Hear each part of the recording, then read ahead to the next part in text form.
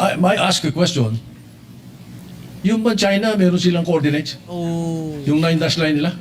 Wala. Wala eh. Tayo nga, may baseline eh. May baseline, 10 dash line na. Oh, may coordinates ba? Wala eh. Tayo nga, may baseline survey law eh. Sila wala eh. Kung ano mangkinin kanila eh. So, I want to find out where are the coordinates of China in the West Philippine Sea. Again, I don't see the point. Are we trying to say here that the arbitral ruling was erroneous, and therefore we should stop claiming what was awarded us? I don't see the logic, Mr. President. We were awarded by the arbitral tribunal. It is ours. Now, is the gentleman saying the tribunal was mistaken, and therefore what was awarded to us should not have been awarded to us because of these problematic, well, at least from the point of view of the good senator, problematic definition of what the West Philippine Sea is? We had a long discussion on the floor approving the baseline, Philippine Baseline Maritime Zones Act. Dalawang batas yung kinasa ni Senator Tolentino, who was also the majority leader at the time. And I can clearly recall he would always perform his explanation on the middle podium with a whiteboard rather, with a map. Pinapakita niya, pure like a teacher, like a professor, showing the map of the Philippines and what it covers. So meron na po tayong approved and signed by the President a Republic Act on these two measures. It was the Philippine Baseline Law and the Philippine Archipelagic Sea Lanes. So maybe the two gentlemen can look into these two laws to see the exact coordinates that we approved as a law, as laws. This is Republic Act number 12065 and 12064.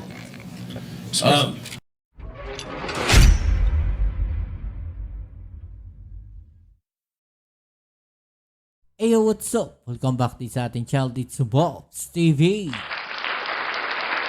Alright, so tayo magbabalik muli mga kababayan at ito pag-usapan natin. No? Sobrang init po talaga ngayon netong usapin mga kababayan tungkol po dyan sa West Philippine Sea. Ito nga po ay matapos ang di umano'y pagtatanggol netong si Marcoleta dito sa mga claim ng China mga kababayan. No? So ito, babalikan natin mga kababayan yung Senate Session number 40 mga kababayan na kung saan ito po no tinuruan po no etong si Marcoleta ng mga senador. Mga kababayan at talaga namang nasupalpal po dito etong si Marcoleta. Pero sa kabila po nun mga kababayan, makikita natin dito sa video na to na kung saan talaga namang patuloy pa rin no etong si Marcoleta sa kanyang mga ginagawa. Okay? So yan ang ating alamin ngayon pag-uusapan, pero syempre bago ang lahat, please don't forget to subscribe, like, share, comment dyan sa comment section. Okay, so ito po yan mga kababayan, no? Ito, panoorin natin itong video na to dahil dito no, marami tayong malalaman, no? At dito makikita rin natin kung paano pong binutata no itong si Marcoleta, pero sa kabila po ng mga sinabi ng mga senador sa kanya, hindi pa rin po siya tumigil mga kababayan. Okay? So ito, let's go. Na kailangan Okay, so i-comment nyo lang po sa baba no kung ano yung inyong mga opinion at syempre panoorin nyo na buo itong video na to no, para mas maintindihan ninyo kung ano yung mga nangyari dito. Alright? Let's go. po natin munang pag-aralan hanggang saan eksakto pong coordinates ba ng ating West Philippine Sea. Dito po sa binabanggit nating mga batas sa ngayon, kung titingnan natin. Okay, so ito mga babayan, dito niya kinwestiyon no, yung mga coordinates ng West Philippine Sea, mga babayan. Pero sabi nga no, do sa mga balita, do sa mga expert po na maritime dito sa ating bansa, no, at maging yung mga tao na ipinaglaban yung West Philippine Sea, no, ito pong si ex-Justice Carpio, mga babayan, sinasabi po na dapat nag-research muna maigi etong si Marcoleta no, tungkol po dyan sa UNCLOS na yan at tungkol po sa AEC dahil parang wala po talagang alam etong si Marcoleta, no? Talagang siguro ang ni-research lang niya yung tungkol sa China. Ito pa isa. No, matapos po yung meeting niya sa China, mga babayan, doon sa Chinese Embassy o doon sa tauhan po ng Chinese Embassy, mga babayan, eto na po yung mga nangyari. Hindi kaya merong hinandout sa kanya, yung mga tao na yon, mga babayan? O may mga ibinigay sa kanyang information na dapat eto yung mga sasabihin mo? Kasi kung ganun, mga babayan, no, kung ganun po yung nangyari, no, ito spekulasyon lang natin. Hindi natin sinasabing yun yung totoong nangyari. No, kasi, imagine naman ninyo, no, bigla siya nagkaroon ng mga ganitong klaseng information itong si Marcoleta. Kasi imposible po, no?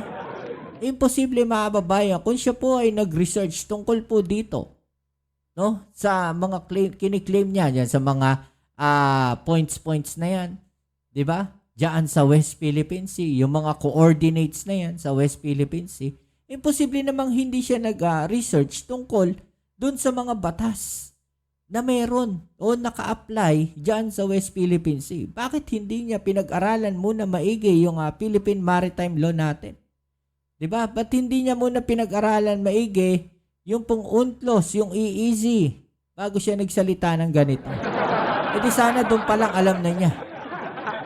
Diba? O, tuloy natin. Hindi po natin sila magagamit, Mr. President. Kaya, napakahirap. So, yung mga batas daw na meron, hindi raw po magagamit, Mr. President. Hindi mo talaga magagamit yan pag hindi mo pinag-aralan maigi. Yun kasi yung magiging idea mo lang eh. 'Di ba? Kung yun lang yung gusto mong palabasin, yun lang talaga yung palalabasin mo. Po ngayon nating sagupain yung mga pananaw na parang may nag-aangkin ng atin pero hindi pa natin ma-define kung ano talaga yung atin. Kaya po dito ako nagsisimula, Mr. President. Nako. Mr. President, if I may be allowed, again, I don't see the point. Are we trying to say here that the arbitral ruling was erroneous, and therefore we should stop claiming what was awarded us? I don't see the logic, Mr. President.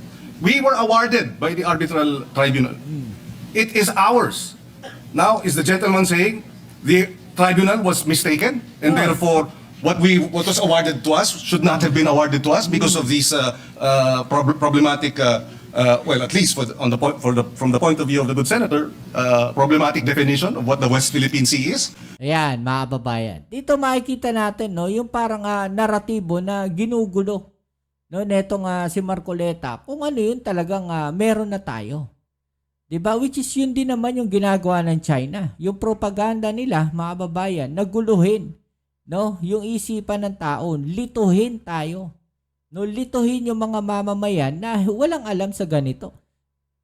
'Di ba? Yun yung gustong palabasin ng China, which is parang ganun yung ginagawa ni Marcoleta.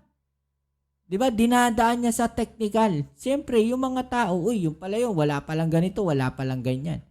'Di ba? Hindi naman alam pala ng taong bayan na mayroon palang ganun. No, kasi parang mauna-una, mga babayan ang ginagawa nila. So ginagamit ngayon ni Marcoleta yung ganyan mga privilege speech, mga babayan, para ilabas itong mga bagay na to, which is syempre, no, makakapture ng balita yan dahil sa social media, kakalat ngayon yan. 'Di ba? Ang mali lang, lalong na-inform ang mga tao sa ginawa nila. Nakita, no, na parang merong motibong lituhin yung mga tao. Lituhin yung sambayan ng Pilipino sa kanilang ginagawa. 'Di ba?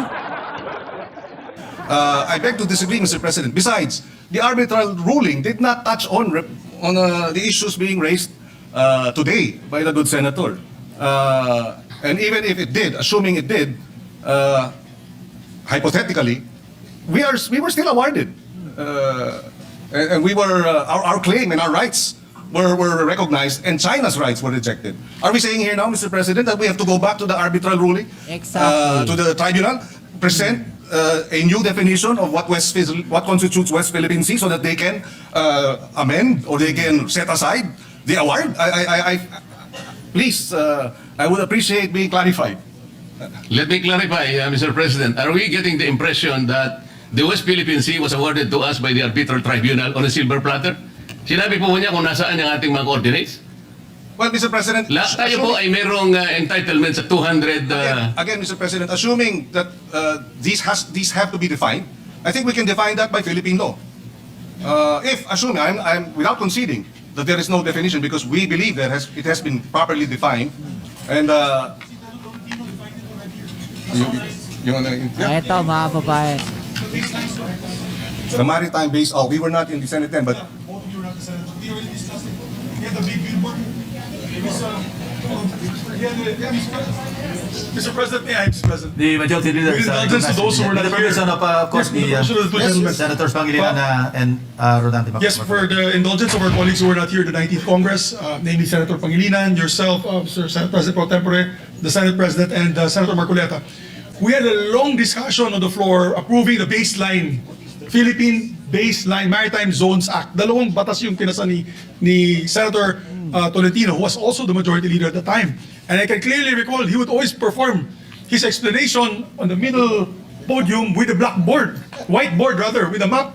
Pinapakita niya, pure like a teacher, like a professor, showing the map of the Philippines and what it covers. So meron na po tayong approved and signed by the President a Republic Act on these two measures. It was the Philippine Baseline Law and the Philippine Archipelagic Sea Lanes. So maybe the two gentlemen can look into these two laws to see the exact coordinates that we approved as a law, as laws. This is Republic Act number 12065 and 12064. With the permission of the three gentlemen, the Senate President is recognized. With the permission of the gentlemen, because this will be an interjection, just not really to join the conundrum, but Mr. President, I might ask a question. Yung ba China, meron silang coordinates? Oh. Yung 9-dash line nila? Wala. Wala eh. Tayo nga, may baseline eh. May baseline, 10-dash line na. Oh, may coordinates ba? Wala eh. Tayo nga, may baseline survey law eh. Sila wala eh. Kung ano mangkinin kanila eh. So, I want to find out where are the coordinates of China in the West Philippine Sea. Mr. President, may I request that pakiano nyo ngayong number 3? Yung Mr. South President, China Sea. Ready, no? we're doing some administrative matters, just for the record, because earlier our data or our assertion that about 500,000 square kilometers of our exclusive economic zone and territorial sea and sovereign waters is being claimed. This was a lecture by retired Supreme Court Justice Carpio in his paper, West Philippine Sea Lecture, in the Philippine Social Science Council. Hosted it February 2016, and I quote his, for the Philippines, what is at stake in the South China Sea are, number one, about 80% of its EEZ rather, comprising 381,000 square kilometers of maritime space, including the entire Reed Bank and part of the Malampaya gas field, and number two, 100% of its exclusive continental shelf, estimated at over 150,000 square kilometers of maritime space. Either the Philippines keeps this, and I quote, maritime entitlements, or we lose them to China, according to the retired justice. And he added, effectively, China's 9-dash line claim encroaches on over 531,000 square kilometers of Philippine EEZ and continental shelf, including all the fishery, oil, gas, and mineral resources found within this vast area, which is larger than the total land area of the Philippines. This Chinese aggression, according to Chief former Justice Carpio, is the gravest external threat to the Philippines since World War II. Mr. President, ang binanggit niya kanina ay pinagsama-sama po niya yung exclusive economic zone at saka yung continental shelf. Talaga po nga abot kayo ng 500,000 square kilometers. Ang pinag-uusapan po natin, exclusive economic zone lang. Kaya po Mr. tayo President. nakukumpiyos. Kanina po tinatanong kung merong coordinates ang China. Ayan po yung mapa ng China. Makikita po ninyo yung 6.1. Kapag yan po ay tiningnan ninyo at pinag-aralan po ninyo yan, yan po ay nakatala doon sa International Hieroglyphics Organization or S23. Di ba? Ito, mga babayan. Ito nga na-research ni Marcoleta eh. Di ba? Ito nga, meron siyang parang handbook oh. Meron siyang kompletong detalye. So, gaano katagal yung research nito mga babayan? Kayang i-research agad yan ni Marcoleta ng ganong kabilis? O let's say kaya ni Marcoleta i-research yan mga babayan, no? Kung yan ay na-research niya, ba't hindi niya pinag-aralan yung mga batas na meron ng Pilipinas with regards sa UNCLOS?